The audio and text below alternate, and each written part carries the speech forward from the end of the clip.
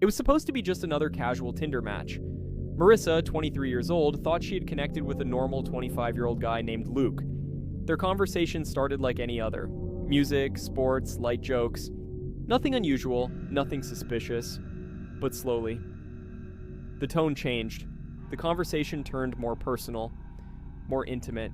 And soon enough, they both admitted they were looking for the same thing. Something casual. That's when Luke suggested she come over. He claimed he had the house all to himself. At first, nothing seemed off, except one small detail. He didn't give his address right away. Instead, he asked where Marissa lived first. And when she told him, his response came quickly. An address. Close. Too close. Within walking distance. Still cautious, Marissa asked for a phone call before agreeing to anything. When they spoke, Luke sounded normal, friendly, even funny. Nothing about him raised alarms. So, she agreed. But something in her instincts told her to be careful. She decided to walk by the house first. Just to check. It was late at night when she arrived on the block. The street was quiet. Too quiet. Most of the houses were dark, no cars passing, no movement. Then she saw the house. 2 cars in the driveway, another parked outside. And yet, every single light was off. That didn't look like a house where someone was alone. That was the first red flag. Marissa walked past it, trying not to draw attention, then turned back down the block. She texted him, "I'm almost there." His reply came quickly. "Oh, you're early. Almost ready. Walk slow." Walk slow. Something didn't feel right anymore. Her instincts were screaming now. Marissa began slowly moving away back toward her home, trying not to panic, trying to buy time. And then, she heard it, a car approaching from behind. She turned and saw a white van. No headlights. It turned onto the street silently. That's when fear took over. Marissa quickly hid behind the side of a house, holding her breath as she watched the van pull over. Just a few houses away from Luke's supposed address. The engine stayed on, but no one got out. It just sat there. Waiting. Then her phone buzzed. A message from Luke. "Okay, I'm ready. Let me know when you're on my block. I'll come out." That was it. Marissa didn't wait another second. She turned and ran. Not down the sidewalk, not near the street, but close to the houses, trying to stay out of sight. She ran almost all the way home. Once safe, she blocked the number, reported the Tinder account. The next day, she and her mother went to the address Luke had given her. A woman answered the door. Confused, she said she had no sons, no Luke, nothing. That's when the reality hit.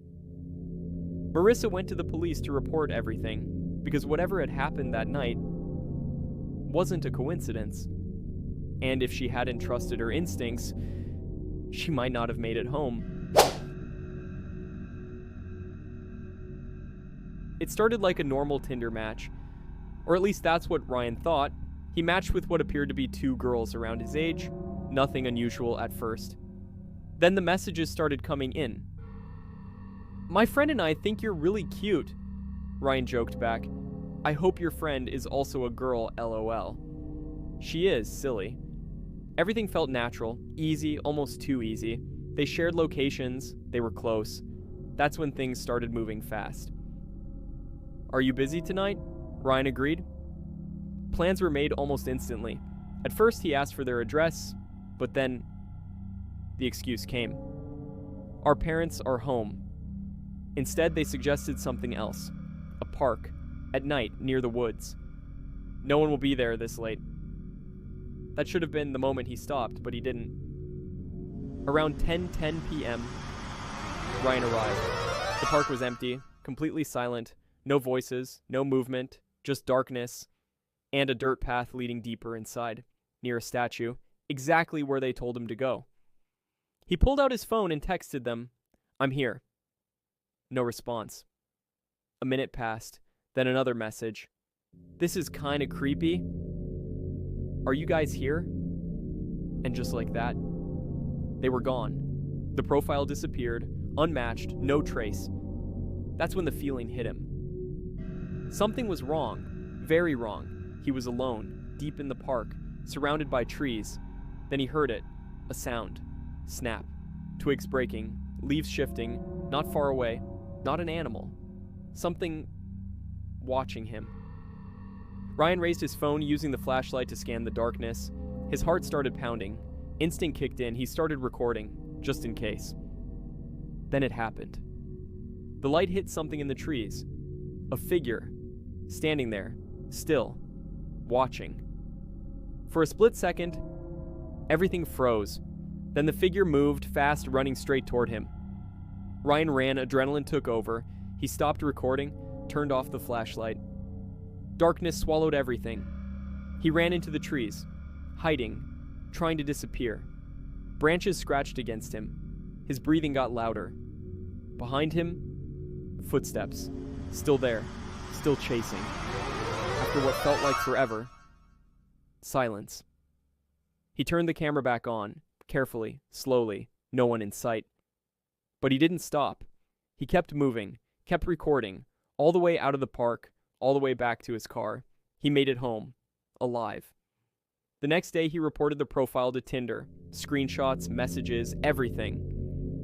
But the response he got was worse than expected. They couldn't find the account, no match, no record, nothing. Looking back, the signs were there. Refusing to share a number, choosing an isolated park, late at night. No one will be there.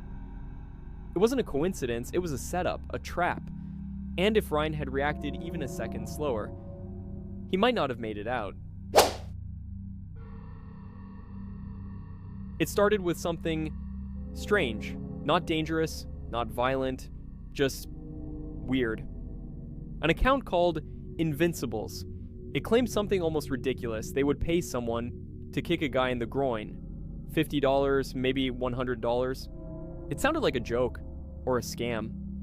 But to Maddie, it sounded like easy money. Maddie was scrolling through Tinder when she found it. Curious, she swiped right. Almost instantly, they matched. And even faster. The messages started coming in. They said there were multiple people involved, including a girl named Chelsea, but something about it already felt off. Maddie didn't trust it, so she did something smart. She called her friend. She wasn't going alone. The plan seemed simple. They were told it was for a YouTube video. Apparently, the guy had lost a bet at a bar, and this was the punishment. It almost made sense. Almost. The next day, they drove out to Clearfield. The first location, a random hotel. That was the first real red flag. They waited 10 minutes, 30 minutes, almost an hour. Then a message. Running late, sit tight. But then, the plan changed. Suddenly, they didn't want to meet at the hotel anymore. They wanted them to come to a house. That's when the feeling started. That quiet voice in your head saying, something isn't right. Still, they went. The house looked normal, big, clean, right next to the main road. For a moment, everything felt fine again. Until they saw it. A shed, behind the house. Old, dirty, and standing there. A man, watching them. He looked wrong, too thin, hair hanging past his shoulders. Nervous, twitchy, nothing like the guy in the profile picture. Maddie parked near the shed. She told her friend to wait in the car. That alone felt like a mistake. She stepped out, walked toward him, then said something that changed everything. I brought my friend, just in case. Is that okay? The man's face dropped, instantly, like something had gone wrong. Yeah, I guess. He didn't sound happy at all. That was enough. Her friend got out of the car too. No way she was letting her go in alone. They stepped inside the shed, and immediately, regret hit.